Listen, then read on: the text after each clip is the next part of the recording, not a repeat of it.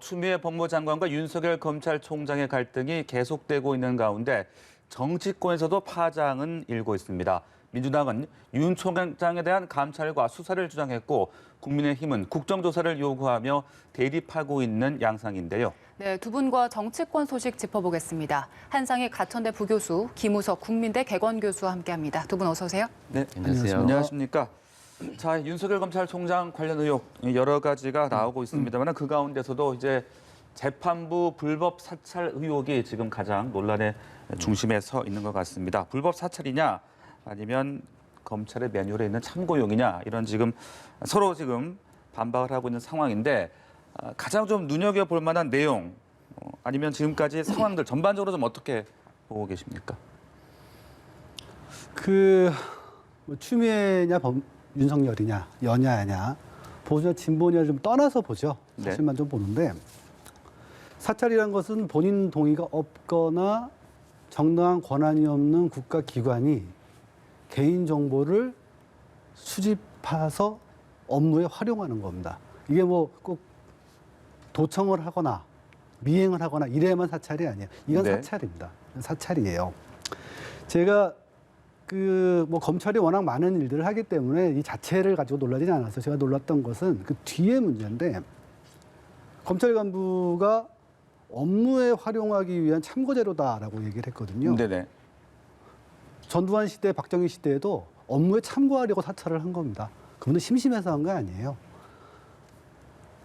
그런데 그리고 이분들이 지난 2월 달에도 보면 기사에 나왔지 않습니까? 2월 달에 청와대가 검사 승진 인사 때문에 세평을 수집하니까 불법 사찰이라고 반발을 했었죠. 수사를 들어갔습니다. 예. 본인들은 인사 세평, 인사 업무에 쓰기 위한 자료 수집도 사찰이라고 하면서 유해가 사찰이 아니라고 하면 이해를 할 수가 없어요. 제가 두 번째로 놀란 것이 이제 언론들의 대응인데, 일부 언론들의 대응인데 사찰이냐 아니냐를 가지고 얘기를 하거든요. 아니 경찰청의 범죄정보과가 기자들의 공부 업무에 쓰려고 기자들의 과거 기사 무슨 모임 하느냐, 과거 대학 때 어떤 성격이냐 이거 조사하면 사찰 아니라고 할 겁니까? 이건 사찰입니다. 이거 가지고서 얘기를 하는 것 자체가 좀 저는 정치화 공부, 민주주의 공부한 학자로서는 좀 어불성설이라고 보고요. 보고 이거는 보수니 진보니 이걸 떠나서 우리 헌법의 자기 신체의 자유와 인격권을 침해하는 반헌법적 범죄입니다. 이거는 감찰과 징계 사안이 아니라 수사와 처벌 사안이에요. 이렇게 바라보고 이것을 가지고 그 다음에 추와 윤의 갈등이 어떻고 이렇게 따져야지 이 자체를 부정하는 건 저는 굉장히 놀라운 일입니다. 이렇게 생각합니다. 한 교수님이 보시기에는 이것은 엄연한 사찰인 것은 의심할 나위가 없습니다. 네, 이런 의견이셨는데 김 교수님 생각도 듣고 싶습니다. 저는 만약 이게 사찰이면은요 기자들이 기사 쓰는 것도 다 사찰 아닙니까? 취재하는 것도. 사실은 저도 처음에 이거 나왔을 때 이런 일이 지금도 벌어지나? 이런 생각도 했어요. 그래가지고 내용을 쭉 보니까 내용을 보는데 이게 기사 이상으로 나오는 게 아니에요. 우리 기사들 보면은 이거보다 더 많은 얘기들이 나오고 있습니다. 그런데 이걸 사찰이라고 한다? 이건 좀 이해가 안 가고 사실 사찰이라고 하는 게 권력기관이 그 약자에 대해서 불법적인 뭐를 가하기 위해서 하는 게 사찰 아닙니까? 지금 법원에서는 판사가 갑이에요. 검사는 변호사와 함께 의리해요. 그러면 검사 입장에서는 당연히 자기의 주장을 설득하려고 하기 때문에 판사가 어떤 성향인지 이 사람이 진짜 형식을 중요하는 건지 아니면 내용을 중요시하는 분인지 그리고 어떤 포인트가 제일 정확할지 이런 걸 판단하기 위해서 그 판사의 여러 가지 것들을 조사할 수밖에 없어요. 우리가 일반적으로 하는 거지 않습니까? 저도 만약에 재판을 받는다 그러면 당연히 판사, 검사 성향 얘기를 안 듣겠습니까? 구글링을 해서 확인도 하고 우리 포탈 같은 데도 확인하고 그리고 좀 더 깊이 하려고 하면 우리가 아는 지인 그쪽 법 쪽에 있는 사람들 확인해 가지고 그 판사 그 검사는 어떤 성향이야 이렇게 얘기를 한단 말이에요. 그래가지고 확인하고 거기에 따라서 나를 변론하기 위해서 준비를 하는 건데 이 정도를 가지고 만약에 사찰이라고 한다고 하면 우리는 다 사찰이 직접 하는 사람들이에요. 그리고 이게 말이 안 되는 게 사실은 지금 법무부 감찰국에서도 계속 이거에 문제가 있다라고 얘기를 하면서 결국 대외적으로 얘기를 하진 않았지만 뭐 결재도 중간 간부가 결재도 안 하고 결국 담당관이 직접 해가지고 뭐 위원회 보내고 이런 걸 봤을 때는 내부에서도 이게 그 사찰권이 아니라고 하는 걸 알고 있을 거예요. 그런데 왜 네. 이렇게 하느냐? 결과적으로는 두 가지입니다. 하나는 기존에 주장했던 게 근거가 안 나온 거예요. 감찰했고 뭐 수사 지휘권도 발동하고 감찰도 해가지고 윤석열 총장의 약점 뭐 비리를 찾으려고 했는데 그게 안 나온 거죠.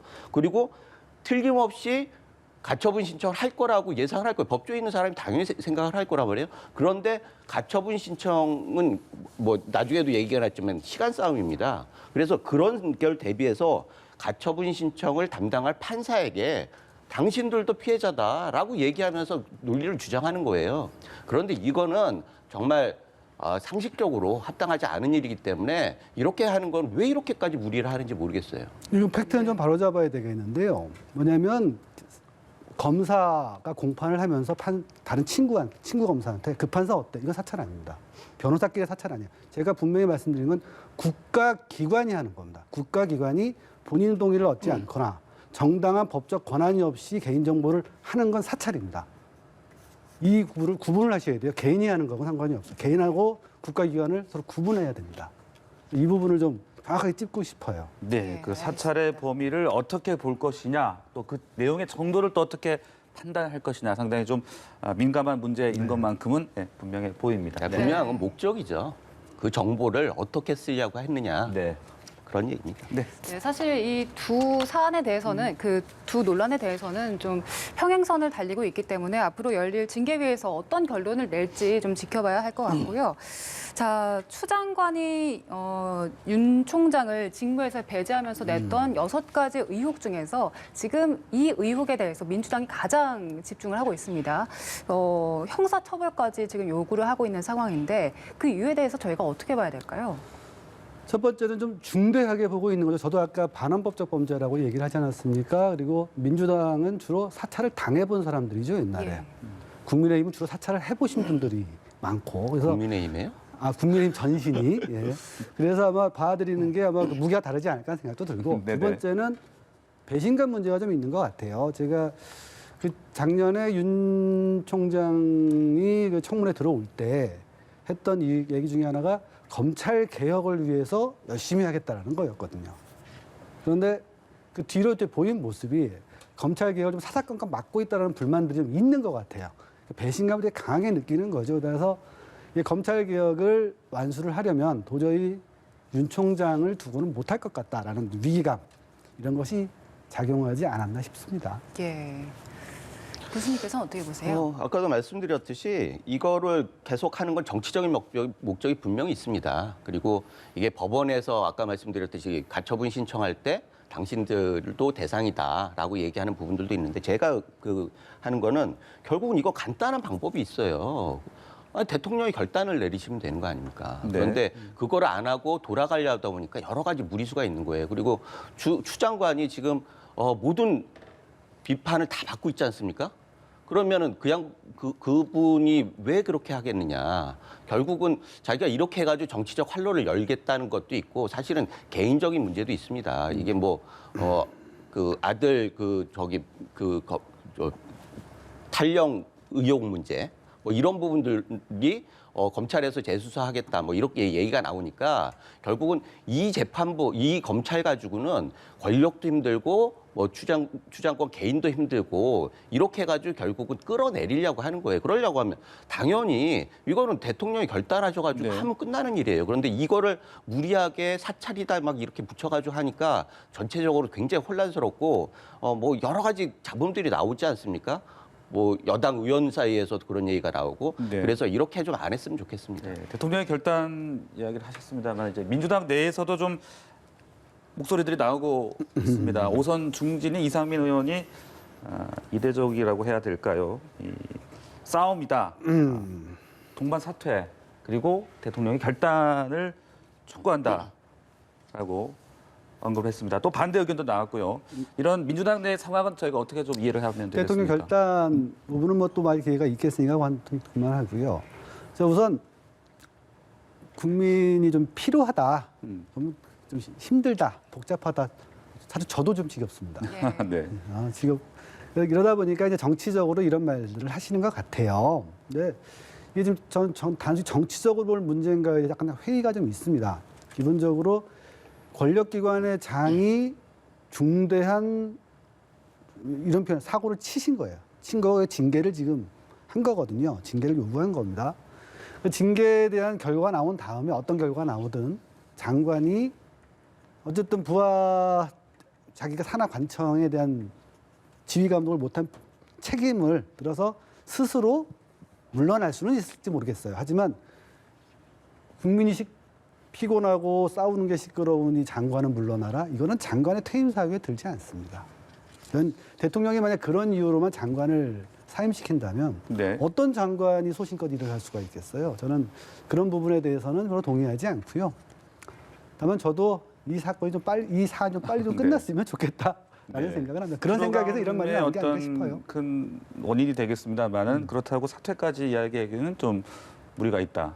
그렇죠. 저는 예. 스스로 그러니까 본인이 어쨌든 산하관청에서 터진 사건이기 때문에 지휘 감독을 잘 못하신 건 사실이잖아요. 네. 어떻게 보면 뭐 이런 거를 들어서 도의적인 책임을 지겠다. 뭐 이런다면은 뭐 좀 그거에 대해서 오케이 하겠지만 이걸 가지고 대통령이 이걸 해임을 한다? 이거는 장관 해임 사유에 들어있지 않아요. 진성준 의원도 뭐 어처구니 없다라고 반응을 하긴 했는데 교수님은 어떻게 좀 보셨습니까?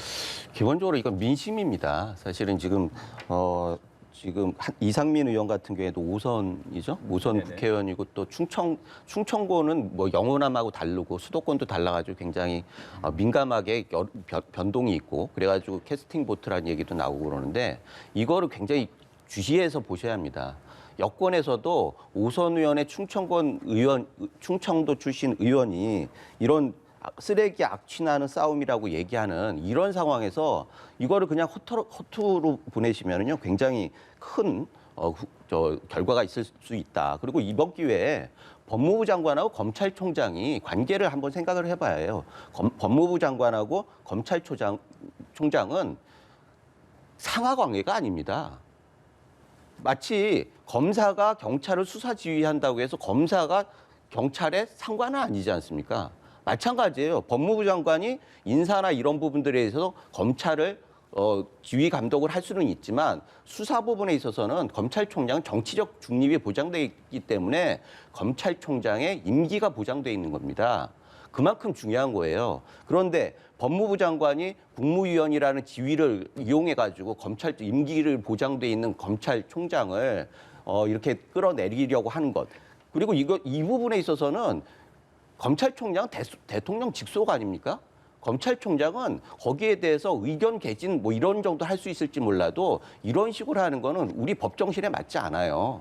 그런 면에서 굉장히 심각한 지금 우리 헌정사상 초유의 일들이 계속 벌어지고 있는데 이런 상황에서 과연 이게 합당한가? 이거는 이번 하나의 문제가 아니라 우리나라의 법 시스템, 행정 시스템에 대해서 굉장히 큰 시사할까 있고 이거는 나중에라도 한번 더 공부해가지고 만약 부족한 점이 있으면 법제적으로 좀 보충을 해도 되고 행태적인 문제가 있다라고 하면 이걸 교훈 삼아가지고 확실하게 뭔가 이게 공감대를 이루어야지 이런 식으로 해가지고는 국민들도 피곤하고 후세에도 이게 전범이 나오니까 계속 다른 일들이 벌어질 거고요.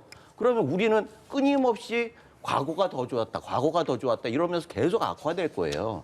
그런 일이 방지하기 위해서라도 이번 일은 빨리 조속하게 마무리를 하고 이거를 정권 차원에서 진짜 진지하게 고민을 해야 합니다. 그리고 이건 틀림없이 대선 국면에서 후보들 간에 아주 첨예한 문제가 될 거예요. 네.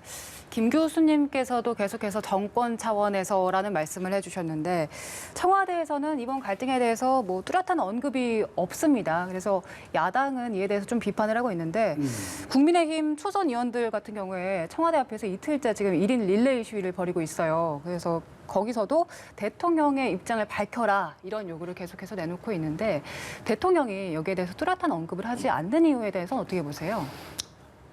아까 드린 우리 김 교수님께서 하신 말씀과 관계되는 건데요. 우리 네. 정부조직법상에서 대통령은 정부 전체를 지휘 감독할 책임을 가지고 계시고요.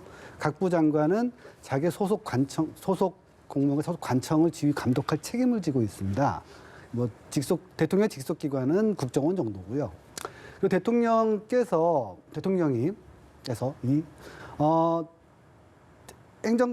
정부 전체 행정 각부를 지휘 감독하시는데 장관에게 이제 그 지휘권을 일종의 위임하는 거거든요. 인사와 행정 위임.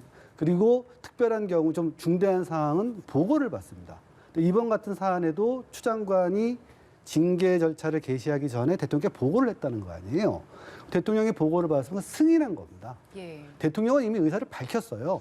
나는 이 징계 과정이 의미가 있다고 본다. 따라서 나는 이걸 진행해라고 승인을 하신 겁니다. 이미 의사를 밝히신 거예요. 그리고 두 번째 의사로 징계 절차가 끝나서 징계 결과가 나왔을 때 이 네. 징계가 과연 이 사안에가 적절한지에서 두 번째 의사를 밝히시는 겁니다. 즉 대통령은 문서를 통해서 이렇게 의사를 밝히면 되는 거고요. 지금 의원들의 정치적으로 대통령에게 의사를 밝혀라. 이미 밝힌 의사를 또 밝히려고 하는지는 우선 그걸 모르겠고. 예. 그런 의도, 자꾸 밝히려고 하는 의도는 대통령이 말을 하면 그 말 꼬리를 또 잡겠다는 거 아니겠어요? 이런 정치적인 것에 지금 청와대 대통령이 말릴 이유가 있을까요? 예. 이런 첨예한 사안에 저는 그래서 대통령은 이번 건 같은 경우엔 정확하게 정부의 정인 절차대로 네. 본인이 승인했고 나중에 나온 결과에 대해서 제가하는 형태로 의사를 밝힐 거라고 생각을 합니다. 예.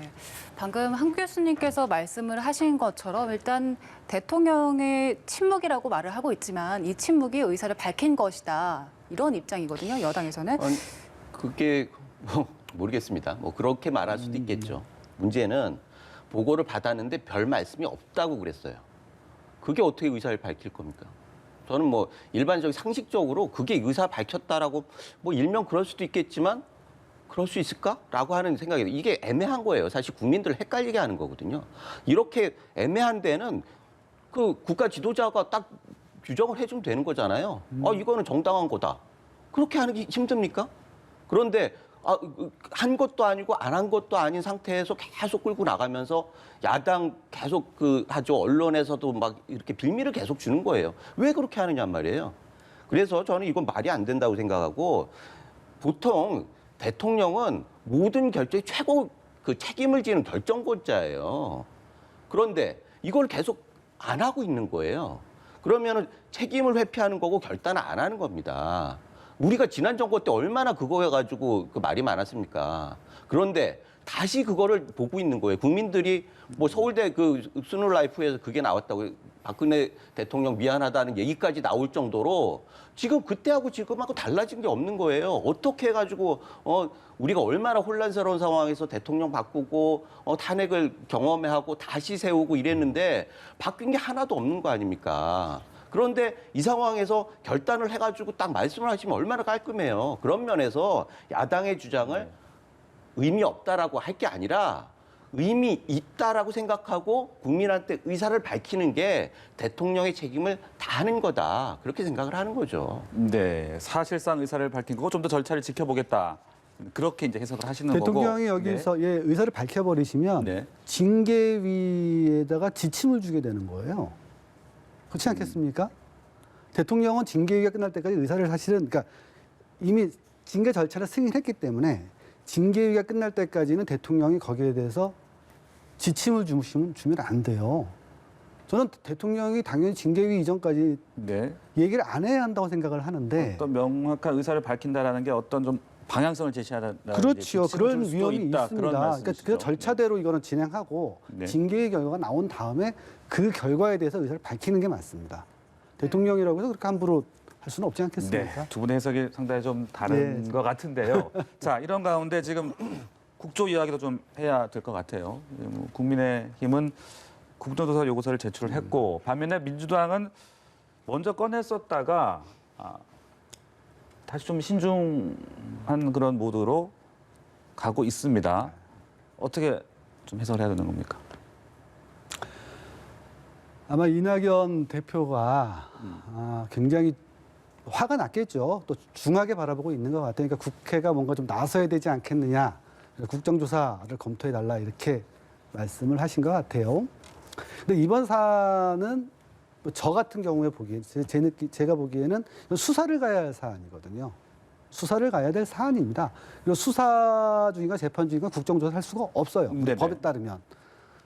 저는 솔직히 말하면 이낙연 대표가 좀 화가 너무 나서 좀 성급했던 거 아닌가. 이 말 자체가 수사로 갈 사안인 게 너무 뻔한데 네. 이거를 국정조사를 언급하신 것 자체가 좀 저는 좀 성급하였다 보고 당연히 그럼 야당에서는 받아서 하자고 하지 않겠습니까? 그래서 좀 몰리는 거죠. 하지만 수사로 갈 사안에 대해서 그리고 또 하나는 이 수사나 재판 중인 사안을 국정조사 안 하는 이유가 네.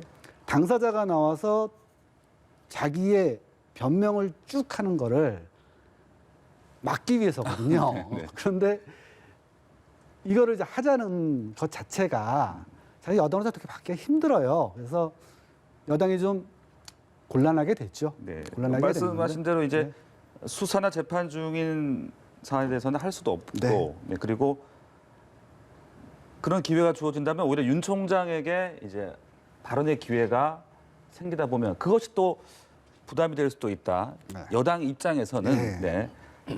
그렇게 해석들이 나오고 있습니다. 그래서 여당이 협치를 안 하니까 네. 야당이 협치를 지금 솔선수범하는 것 같아요. 이낙연 대표가 국정조사 검토해라. 그런데 여당은 반기를 들고 야당에서 그걸 검토해가지고 실행을 옮기지 않습니까? 사실 이건 코미디입니다. 이게 물론 이게 뭐 실수도 있고 여러 가지 가능성이 있어요. 여당 대표가 얼마나 어려운 자리입니까? 사실은 여당 대표는 뭐 위로 대통령 눈치도 봐야 하고 뭐 아래로 그 리더십도 유지해야 하고 대통령 그 눈치뿐만 아니라 그 지지층들의 눈치도 봐야 하고 그래서 그 노련한 이낙연 대표마저도 지금 완전히 헷갈리고 있어요. 그런 상황에서 이게 뭐 한번 번복이 된 거예요. 그러면은 당연히 이거는 거대 여당이니까 이거는 뭐 주저앉으면 뭐 현실적으로 불가능하죠. 뭐 지난번에도 우리 국감 때도 증인 채택 야당에서 아무리 해봐야 결과적으로 여당에서 다 부르지 않으니까 끝나는 거 아닙니까? 그러니까 맹탕 국감이라고 하는 얘기까지 나왔는데 이런 상황에서 국조를 한다라고 하는데 이거 받을 리도 없고 그거를 뭐 얘기가 안 되는 거잖아요. 그런데 이게 그 가장 큰 문제는 이건 불발이 될 가능성이 굉장히 많고 갈 겁니다. 문제는 지금 여당의 리더십이 굉장히 흔들리고 있어요. 그러니까 대통령 침묵하고 계시고 여당 대표는 이렇게 약간 그런 그 헷갈리는 태도를 보이시고 그러면 여권의 리더십이 흔들리면 국정이 흔들리는 겁니다. 이게 굉장히 심각한 거예요. 그리고 게다가 야당의 공격 빌미까지 주니까 결과적으로 왜 이렇게 그 무리수를 두는지 장관도 무리수를 두고 그 여당 대표도 무리수를 두고 그러니까 결과적으로는 국정이 굉장히 혼란해지고 국민들은 피곤해지고 그래서 여당 중진이 나서서 왜 이런 시궁창 이걸 하냐 이렇게 네. 얘기를 하는 정도가 됐으니 이런 부분들에 대해서 결국은 결론은 대통령이 나서시는 수밖에 없다는 거죠. 결과적으로 모든 일은 시작부터 끝까지 대통령제에서는 대통령의 책임이고 대통령이 결단을 내리시는 겁니다. 지금 이렇게 계실 때가 아닌 것 네, 같습니다. 알겠습니다. 자, 이런 가운데 이제 30일에 집행정지 신문 기일로 잡혔고 이제 거기서 어떤 결론이 좀 나올 것이냐. 그리고 또 바로 다음 달 2일에는 검사징계위원회가 지금 예정이 되어 있습니다. 상당히 좀 시간이 긴박하게 흘러가는 모습이에요. 글쎄요, 이 집행정지 신문 날 어떤 결론이 나올 것이냐, 징계위원회는 또 어떻게 흘러갈 것이냐. 그 보통 이 가처분 신청은 뭐 집회 시위처럼 지금 데모하지 않으면 안 되는 일단 바로바로 그날 나오는데 네. 이런 직위 같은 경우에는 뭐 하루 이틀 또는 일주일 정도 대행 체제라는데 큰 나라가 망하는 건 아니잖아요. 그래서 보통 일주일 열흘 정도 걸립니다. 이런 가처분은. 그래서 30일 날 그 법원이 어떤 판정을 내릴 것이냐 저는 이틀 후에 있을 징계위원회가 큰 변수가 된다고 봐요. 징계위에서 해임 처분이 나오면은 법원이 판단할 이유가 없습니다. 두 번째는 징계위에서 뭐 견책이나 경고 정도의 짧은 그러니까 경징계가 나온다면 바로 복귀하게 될 거니까 또 판결을 내릴 이유가 없어요. 이제 법원의 입장에서 바라보면 이것은 법원은 원래 전통적으로 정치적 부담을 좀 안 지거든요. 이거는 겨우 이틀 남았는데 판결을 내려서 그 정치적 부담을 질 것이냐.